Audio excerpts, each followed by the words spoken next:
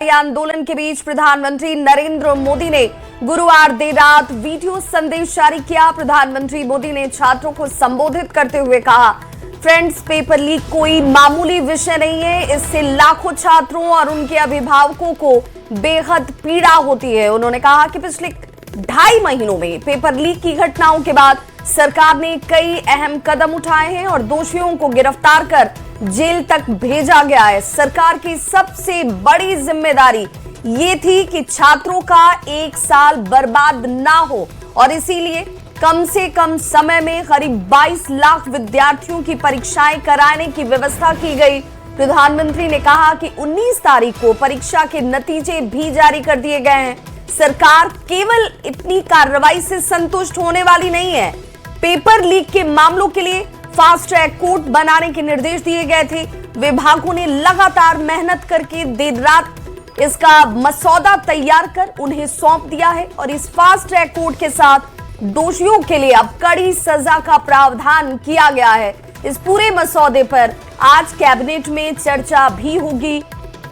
मंत्रियों के सुझाव के बाद इसे अंतिम रूप दिया जाएगा। सरकार जल्द से जल्द इस विधेयक को सदन में पारित कराने का प्रयास करेगी। फ्रेंड्स, मैं जानता हूं कि पेपर लीक ये कोई मामूली विषय नहीं है। लाखों विद्यार्थी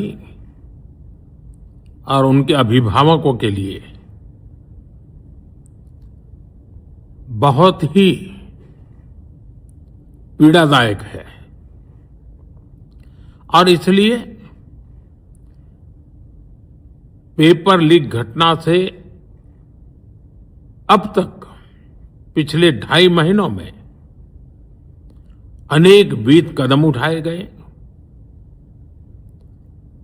गुनहगारों को पकड़ा गया है, वे जेल में पड़े हैं।